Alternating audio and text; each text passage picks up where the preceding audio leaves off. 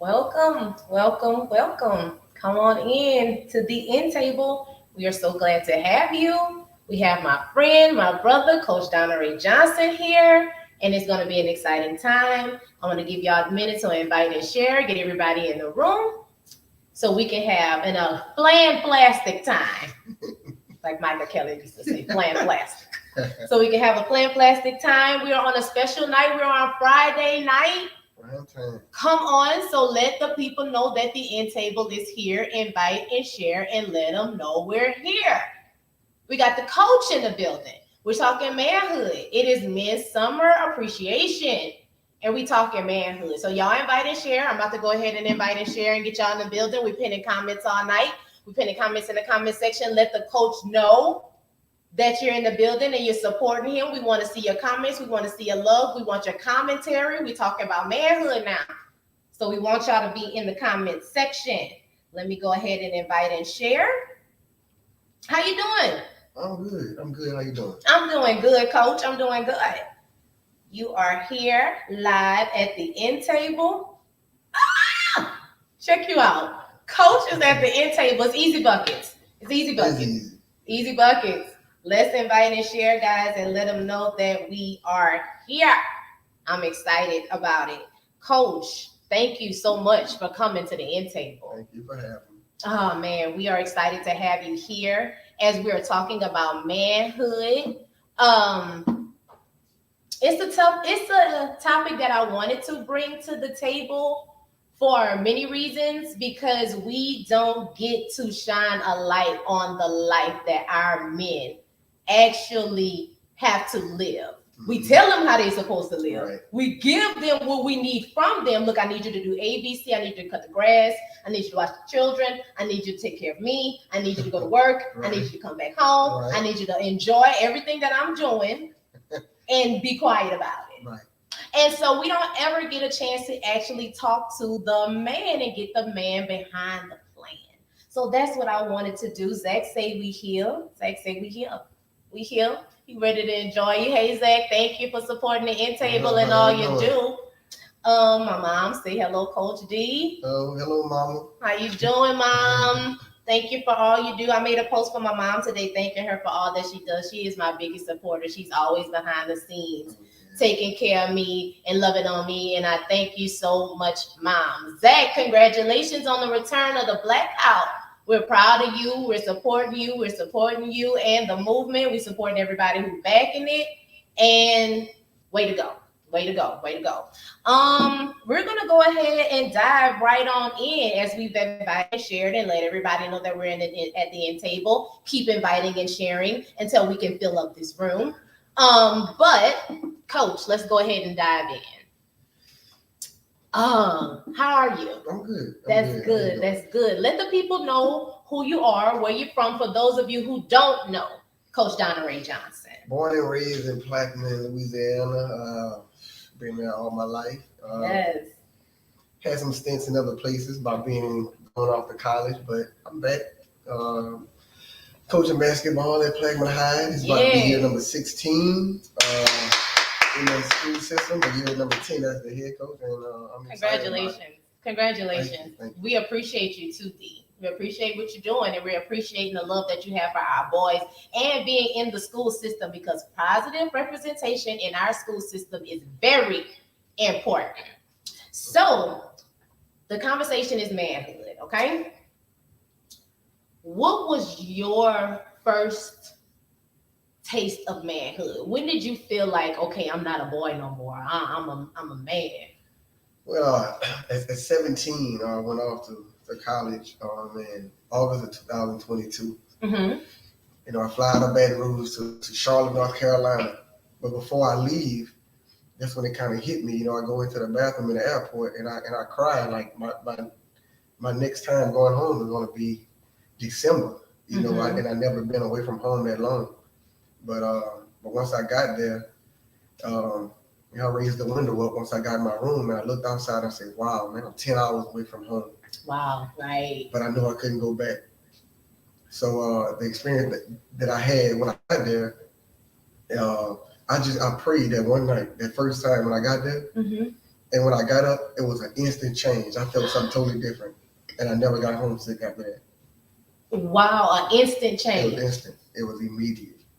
That you knew you had to grow up. I know I had to grow up. You are 10 hours away from home. I don't have that. I can just call cousin. I could just call my brother. I didn't know anybody. Right. I didn't know anybody. So I had to, I figured it out. Yeah. I see my mom in the comments. She says suddenly. That's instantaneous. God is instantaneous. And it can be in a moment, in a sudden, in an instant that he can change your life. I like that. And that's a lot of experiences that we see from people who've experienced fatherhood at a young age, or not even at a young age. It's like soon, once I saw that baby come, it was immediately, I knew I had to grow up. I knew I couldn't live for myself anymore. Somebody say the church services you prayer. Oh, that's right. It said, yeah, Cassandra, those church services you attended at a young age with us paid off. Yeah, great time down there with Roy and his brother Marty. Being down the road. Actually, I go that way every day, and still have the opportunity to stop by that church. But it was some great times down there with his uncle preaching and getting up early in the morning, walking to church. That's right. And then when they instill that stuff in us, it stay there. It really does not leave. When you train up a child in the way that he should go, that stuff will not depart from them. Regardless if we have to experience life, we all have to experience life. Right. But you give me that word, you give me that guy, you put me in a situation when I'm 10 hours away from home. Who else do I have to rely and depend on? Because it's me and God alone. That's it. That's good. That's good news to me. I wanted to, it's your wife. She said she understand you should pay. Say, hey, babe, it's your wife. Love you. Hey, Darry. I wanted you to come to the end table, Donna Ray, because you witnessed the transition from boyhood to manhood every day, coaching your boys, coaching these teenage boys, coaching these egos, these, attitudes, this pride. And for you to have to experience and see it on a daily basis, I wanted your expertise. I wanted your experience to come to the table so you can help us kind of navigate the way of training up that child, in the way that he should go when he step out. Give me your take on coaching and young men at such a pivotal point in their lives. Well, getting them in as a ninth grader, 14, 15 years old, they're at a stage. Well, first let me back up. We have transitions. You're born a male. You're born a male, and then you transition into being a boy. And a male and a boy has no restraint. If you think about a baby, they use the bathroom when they want. Yeah. When they cry, because they wet, because they're hungry, they want what they want when they want. It's like I say, it's no restraint, it's no patience. They just want what they want. Now we become older. And now we until the young man stage, now we got we gotta have some resistance, some patience. I want to eat, but I gotta wait till mom finish cooking. So it's some understanding that I gotta have. Then we become older, so now we get in high school, and they're at the age where and it's so different because they got different backgrounds. Some come from they live with grandma. Some live with mom and dad. Some live with just mom. Some live with just dad. Right. And it's very tough, but through prayer and through patience and and a positive support system, we make it through. And we don't make the right decisions all the time, but just understanding that they have different backgrounds. That's the challenging part, but. The end result, we get good results at the end. I like the way you say that. It's different ways to kind of, you have to be able to individualize your tactics when it comes to dealing with different types of children, because some are coming from a 2-parent household, some are coming from a grandmother household. So how you can maybe instruct this child is totally different from how you can instruct that child. Right. How do you individualize? How do you figure Well, it out? I kind of let my personality kind of guide. I start off with, because I'm just a natural laid back, humble person. Right. And everybody loves to laugh. So I kind of use that. And as the time goes on, I see who I have to be a little firmer with. Sometimes I make a mistake and be firm with the wrong word. I got to back off. Ooh. Sometimes I got to be harder on certain ones because I know they can't handle it. Mm-hmm. You know, so it sometimes it takes a little time to figure out who you can, you know, be really aggressive with. And sometimes I got to step out of character, you know, and I got to sometimes, you know, get myself back in. But it's definitely a challenge, you know, I understand. being fair, but being fair to everybody doesn't look the same. It doesn't look the same. Being fair to everybody doesn't look the same. I'm so happy you said that, D, because it's a saying that people say that I don't totally agree with, but I understand what they say when they're saying it. Mm-hmm. When they say, oh, I treat everybody the same. Right. I treat everybody the same. It's impossible for you to treat everybody the same because everybody does not require the same amount of you. Right. You cannot give this full amount of yourself to a person who's not receptive to that, right, or who's not ready or at the capacity to be able to deal with that. Right. You have to be able to meet people at their level. Right. And everybody might not be able to take all friends. Right. You know, right. You can't take I know I'm a lot. Right. Hey, and everybody can't take everything, but I have to know how to ration out me. Right. I have to know how to ration out this. I got to know how to give this amount of love to this person. I got to know how to tough love this person. I got to learn how to long handle spoon this person, because everybody can't be in your space. No, they can't. When you were talking about those kids, those kids that come from those grandmother households, or those broken homes, or, you know, some of them live with cousins, or things like that, you know. Give me their experiences or how they may differ, because, you know, everyone's not the same. Somebody might come from a broken home and be the model student. Absolutely. Some may come from a broken home and be broken children. Yeah. So how do you deal with the broken ones? Well, man, first of all, love overshadows all. Love is the strongest emotion ever. Love can cover up any hate, any brokenness. Covers a multitude of sins. So yes, I mean, God is love. So if you show him love, then that'll fix it. It might take longer than expected or than wanted, but love. I've seen kids come from, and I'm gonna say the name, AJ Riley. Okay. Who was raised by his grandparents. Okay. But mom was in his life, dad was in his life, still in his life till this day. Okay. But as a sophomore in high school, he was ready to be on his own. He was a man, and I tell his daddy all the time when I see him, man, they did a phenomenal job raising him. Wow. Phenomenal job. Hats off. Congratulations. 16 years old, he was ready. He knew in his mind what he wanted to do. He knew how it was supposed to be done. He was going to do everything that he was supposed to do all the time. Come on. Yeah. They did a great job raising him. So parenting helps out with coaching. Oh, yeah, definitely. They helped out big, because I said it. Well, he told me what he was going to do.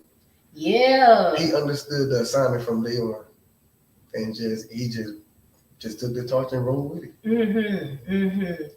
Your daily impact. When you get out the car in the morning and you heading into those guys, what do you want to leave with them when, you know, at the end of the day or at the end of the game? Well, I demand excellence from them. Come on! You know, and like I said, and it look different. I demand excellence. I demand it, you know, and sometimes it might be. That's good. You know, I might say it, but I kind of have a mind of how I carry myself and how I deliver certain things to them. You know, they can say whatever, but they're going to see how I lead from the front. You know, you can't, and that's God's design of a man. You have to lead from the front. You can't lead from behind, and He gave us the power to lead. But it's up You to us have to something. lead from the front. You can't lead from the back. You can't lead from the back. You can't lead from the back. That teaches confidence as well. Oh yeah, definitely. You have to be able to stand in what you believe in. Right. Because I tell them, I say, one day y'all gonna be husbands, y'all gonna be fathers, and you gotta learn how to do it now. You can't. Oh, that's good, D. You can't wait till the baby's here and say, okay, I gotta be a daddy now. Preparation. It's all about preparation, and that goes into what I talk about when I'm coaching too. We can't go into the game on game day and say, okay, this is what we're gonna do. Then you lost. You already lost. You already lost. If you're trying to, now you got to make adjustments along the way because life happens. Mm-hmm. You might have a plan. I want to have my own house in 5 years, but something might happen and you have to get it in 8 years. But at least you're on the right track. And you got to be flexible. Oh, that's good, D. That's good. Learning how to be flexible and learning how to lead, learning how to prepare. Got to prepare. I mean, just think about it. In the beginning, like God had made the provisions in the beginning already. He made the provision before he started working. Before he even created man, the provisions were already made. You better teach. It was already made. So that's our roadmap. That's the design. So you just follow that. Yes, indeed. Lord Jesus, we got the bishop in the building. What's up, Bishop? Bishop. They say you can't lead from the back, D-Ray. That's a good word. You cannot lead from the back. You have to be able to stand up and step it up. Yeah, you have to. That's what being a man is. Yes. Being a man on the court and off the court. Mm-hmm. That's a good lesson. Right. I know you are always a scholar in school, D. You are always, I'm talking about smart as heck. You and Kenny. But that was so admirable. Mm-hmm. Like to see these top athletes also master the court and the books. I know you also bring that foundation to the court. Mm-hmm. Stress the importance of how pivotal it is to be a student athlete. Well, one day the ball gonna stop bouncing. It's gonna stop bouncing now. It might be right after high school. It might be during high school. It might be during college. It might be after. Some of us are fortunate enough to play on a professional level, but one day it's gonna start bouncing. It's gonna stop bouncing. Then what? Injuries happen. And that's unfortunate. One day the ball gonna stop bouncing. I always tell them one day the ball gonna stop bouncing. Wow. But knowledge, you can't take knowledge away. You can take basketball away from me. Yeah. But you can't take that knowledge away from me though. That's good. You can't take that away. You can't take what I've learned. Yes. So, you can take my scholarship away. You can take my playing time away. But you can't take that knowledge away from me though. That's good. Oh man, that's good. Also, I know that we as parents, I'm gonna talk as a parent. Sometimes we can get so caught up in the fact that I know my son gonna make it in the league. Right. He's so good on the court. Right. He gonna make it. Right. Till we forget that we have to stress that also in the books. And I know that it's so easy to get sidetracked by what we know is the meal ticket, and what we also know is I know he's not the best student. I know he ain't this. I know this, but I know he can do that, this, and third. Right. I love to challenge each parent to find multiple things that's good about your child. Find multiple little things, and it doesn't have to be something huge that's the best dishwasher in the house. Right. Yeah, you the best dishwasher in the house, man. You the one who we love to cook. You fry the best chicken. It's like those little things that make them feel good about being a man. Right. And then being good as being an athlete, because it is a different type of hurt when you have put your all into a sport, and then they got to sit you down for your grades, or your attitude, or not doing what you're supposed to do. So, but what do you tell that child that has to get set down? for like those reasons. Well, first I tell them, talent gets you on the stage, but character keeps you there. Oh, you better teach. And so I've seen time and time again where somebody's just physically gifted, but they don't know how to act. They don't know how to conduct themselves. They don't know how to be a great teammate. They don't know how to be a great person. And then at some point they get tired of that. Because we'll get another one. We'll get somebody else who might not be quite as good as you, but I can trust them. I can depend on them. They might not be as good of a player, but they're dependable. They're dependable. And like I learned this from the bishop. You know, it's not so much about your ability, but about your availability. Can I depend you're gonna be there? Are you gonna be at work? And that goes back into being a man. Ooh, wee. That all of that, you know, basketball is just a tool, just an avenue that I've been gifted with to play and to teach. But it all leads up into manhood and how to be a man, how to be a father, and then what does that look like? What does it look like to be a man? Mm-hmm. You know, because society has defined man, but God has defined man as well. So, you know, when you think about a man and what a real man is, and what God has designed a man to be and how he looks, and like I said, provider. You know, he makes provisions, not only physical and financially, but you know, mentally too. You know, the stability, you know, the dependability, you know, all of that goes into being a man. Yes, indeed. You know, the responsibility of being a man. Like, it's not easy being a man. You know, it is a challenge every day. You know, we got to fight for our manhood, you know, but we got to understand what a man is and the responsibility of a man and be able to embrace that and be able to accept that. Yes. You know, so like I say, it's not easy, but once you understand the challenge that it is and you include God in that, then you can, you know, get through it a little bit better. Man, that was good. Come on, D. You spoke on the challenges of a man. You said, you know, being a man is hard. It's a daily struggle. Why do you think that we don't give men the opportunity to be vulnerable? Because when a man is vulnerable, he look at being weak. So that's why you see the high increase of men with mental issues. Because if we cry, we're not a man, we're weak.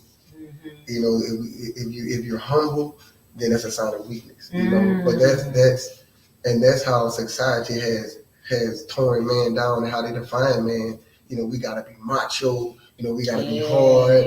You know, we can't be loving. We can't be caring. You know, a boy falls down and hurt his knee. Get up, don't cry. You're a boy. You know, but look, God gave us emotion too. He gave us that. So we got to be able to use that. Come on. You're right. And like you say, the way that society has deemed manhood. Right. You know, society has made it seem like if you have a bunch of women, that's right. You the man. Yeah. You know, but if you Russell Wilson, right. You know, and you cherish your woman, you put her on the pedestal, you honor her, you respect her, you give her what she's deserving of, then you lame, you weak, you whack, you know, and it's because we have given this false identity of manhood. We have laid manhood out there as something that is more cliche than real character. Right. I see Bishop say, we got to see a man to know what a man is. And that kind of take me back to, I remember years ago, I probably still was in high school, I probably in my early stages of college. And one thing that always stood, and I told him this, that always stood out to me, I used to see Snapper riding. And every time I would stop him, he'll have all three of his sons in the car with him. Snapper, yeah. Always have all, and I never forgot that. And when we talk from time to time, I always bring that up. I say, man, that's something I always admire. Wow, that you always see him with his boys. I always had his son with him. He had all three of them being a car for him. And then the relationship they had then and now, like, I know it's no such thing as a perfect, but that's perfect for me. Come on. That was the man you saw. That man that I saw. And that was outside of like my house. Yeah. And, we're not blood related, but that's what I saw. Because I mean, we kind of get That was a community impact. Right. Right. You know, we get immune to what goes on in our house because it becomes normal. But when I saw that, I was just like, man, like I really loved it. That was, I know that will warm my heart too. To see that type of love that a man, like you say, not just one, all three of his boys, all the time, every time I see him. That was good. When we talk about the transition from boy to man, we never really tap into the fact that that's something that changes not only the way you behave, it's a spiritual, it's a mental, it's a it's not just a physical thing, because we see them now and you 6 foot and your voice a little bit deeper and you carrying a little bass in it, and we say, oh, he didn't grow up now, he didn't. But sometimes that's still a 6-year-old boy in that big old frame. And now we're giving him the responsibility of man, when actually in the inside, that's still a baby. Right. It's about seasons. When a child is at a child age, then let them be a child. Don't dress the girls up too fast. Don't let the boys do certain things. You got to let them be a child, because when they become a man, not when they're at a man's age, now he's still acting like a little boy, and that looks crazy. How did look a 40-year-old man with a look in his mouth? Come on. That you looking something wrong. What? Something wrong with that picture. Or you see a 7-year-old boy with his pants hanging off his butt. That's something ain't right. That doesn't look right. And that's just not how it's supposed to be. Oh wow, that's good. That is good. Seasons. I'm gonna piggyback off that. In any chapter of your life, there is a season. That's why we can't get so condoned in. When I say condoned, we can't get so content in. I am who I am, and I ain't changing. Right. I am who I am. That's just who I am. Right. If seasons change, you got to be able to change too. You have to be able to navigate with the changes around you. And sometimes our teaching and what we teach trickle down to our children, and we program them to be programmed like us, and we were programmed wrong. Right. And now we just have generational ignorance, and it's times parent, I was wrong. That wasn't the right way to do it. Right. I was taught wrong. I'm wrong, and now I want to make a better decision for my child. That's part of being a responsible adult. Not just being a man, but for the women as well. Admitting, look, that's my bad. I messed that up. And we got to unlearn some things, because our parents did the best they could raising us. But when we get older and we realize some things that they told us or taught us was wrong, we have to teach our children better. We have to, and we have to be able to seek out the help that we need. Because we quickly go get it for our children, because we love them. We have a heart for our child. My child acting out. He not doing right in school. He hanging out all night. My child need help. Right. It's just a natural instinct of a parent wanting our child to have better, but we give them everything except the struggle. We have to give them the struggle, because I want them to have more than I had, and we should want great for our children. Yes, definitely. I'm not saying that, but we got to make them earn something. Just let them know that it's not given. Yes. I tell my children all the time, and they young, I get up and I go to work every day, and they just misuse and mistreat the things that I work hard for to get, and they just trust me, I know. Yes. But trust me. But it's kind of understandable at the age they're at now. But at 15, 16, they should know better than me. Right. So you just gotta teach every day. That's in the Bible too, man. When you wake up, you gotta teach them. When you go to bed, you gotta teach them. When they go into school, you gotta teach them. So it's an ongoing process. That's so true. And understanding the process and raising a child is a process. You have to be patient with yourself. Becoming a man is a process. You have to be patient with yourself. Right. raising a man is a process. Right. You have to be patient with yourself. We are getting really anxious when it comes to our boys because we see how dangerous it has become for them too. Right. And I have seen mothers go into panic attacks, depression, when I gotta send off my little boy to school because at this point, I know I've been washing his clothes for the past 17 years. Right. I've been making sure he get up in the morning. I've been making sure he got a meal ready. Right. And now I have to send him off into the world, and now he's not ready. He's not prepared. But he played basketball good. Right. Now you said, one thing that I heard you say the mama. But that's why it's important for the daddy to be, well, not the daddy, the father to be in the picture. True. You know, because he have to give him the tools of that independency because mama's gonna baby him. That's just the nature of mama. That's my baby. Mama gonna see the baby. Right. I don't care how old they get. Mama gonna see the baby. But it's daddy's responsibility to teach him, look, I'm not gonna be here all the time. You gotta know how to, man, check your oil on your car. You want a car, there's a responsibility to go with it. That's right. So that's why it's important for when we become men, we got to be in our children's lives. That's good. We got a comment. He said, I appreciate D-Ray and the coach. Hey, Justin, hey, cousin. I couldn't see you. I appreciate D-Ray and the coaches. I appreciate the coaching staff, my son, with them almost every single day. And that's all he talks about. He said his son is all you talk about. Man, I'm glad that he's enjoying it, because we gonna teach him as much as I love basketball, and I love it. I picked up a basketball 2 years old. Come on. But I do understand that life is bigger than that. That is more than that, So just like I said, teaching them that when they have to make decisions on their own, they gotta be able to stand on them. And we have the confidence to make the right decision. Because there's so much peer pressure and that, things trending, and sometimes they end up tell the truth. They end up deadly. And I tell them man, some mistakes you can't recover from. Come on.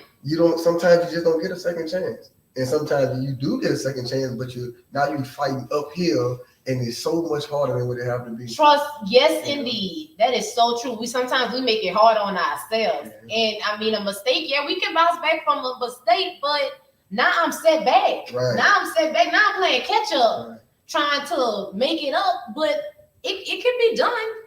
But let's just try to make the right decision the first time.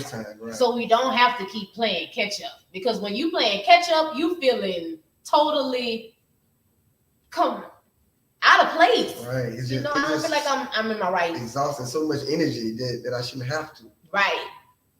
So much energy. Man, this has been good, D. This has been good, and we have enjoyed it. The conversation on manhood. Last question. I even got through that fast. What would you tell young D-Ray who is getting ready to transition into manhood, who's not really sure what's the road ahead? What advice would you give to him today? What advice would I give young D-Ray? Man, just dream bigger and go get it. Yeah. But still be realistic. Because sometimes we tell kids, you can be anything you want to be, but everybody can't be an astronaut. Everybody can't be a doctor. How you gonna be a doctor? You don't like science. So. That's good. So what would you tell them? Find what you like and just and stick with it. Don't give up so easy. The easiest thing to do is to quit. That's the easiest thing. It bothers me when I see kids quitting certain things, because it got hard. The struggle is what makes us. We as a people, we always struggle. Yeah. That's what makes us who are. We gotta persevere. We're known to persevere, and you're gonna hit. Adversity is gonna hit at some point or another. It might be death in the family. And I tell my kids this every year during the season. We're gonna have death on the team, whether it be a mom or a grandmother. It's gonna be somebody grades. Somebody gonna get hurt. but how are we going to respond to it? Because like I said, that's good. Life happens. We can't stop. Some things we can't avoid, but we gotta. Good. It's just how we respond to it. Life is gonna happen. It's all how we respond to it. You have to respond. Life is a thinking man's game. Would it? Say that again. Life is a thinking man's game. Wow.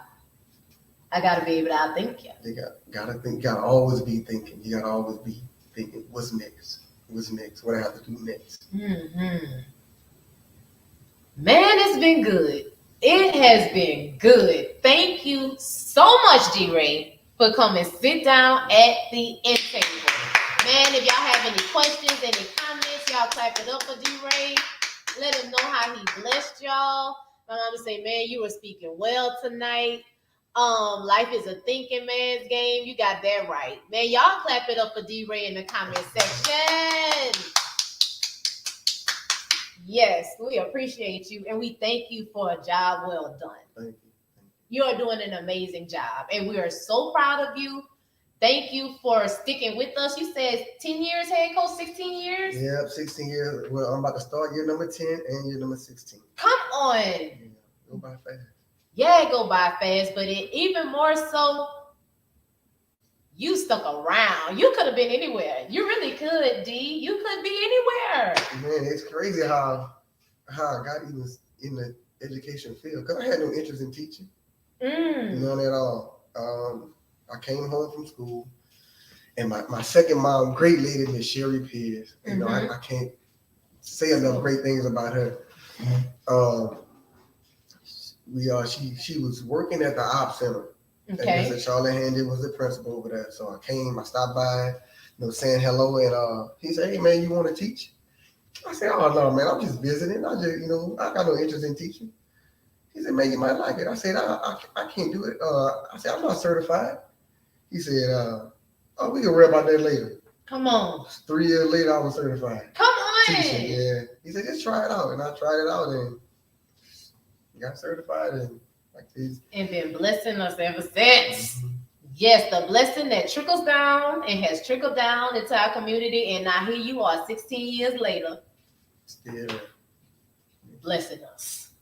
Hallelujah. Thank you so much. Thank y'all so much for joining us. Look, they clapping you up in the comment section. They clapping you up. Miss Lydia says that the boys know you care. The boys know how much you cares. They do. They feel that. And that's one thing I can see from the outside looking in. Is like they really respect you. They look for your approval. They do. They want you to be proud of them. Right. But that's a show of manhood. I want him to be proud of me. I want him to see me working hard. And they come to you, and we can see that even though we don't know exactly what they're coming to you in the specifics, but we can see just how impactful you are to those boys' lives. And so we thank you so much. Thank you so much for that. Y'all, before we go, I want to make a public service decree. For those of you who know,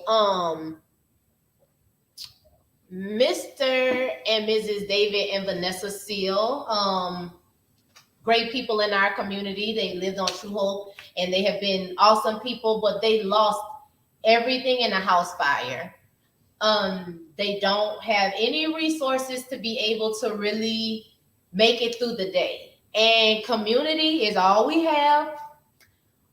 They reached out, and they just want anything will help. Anything will help. I posted their Cash App on the screen.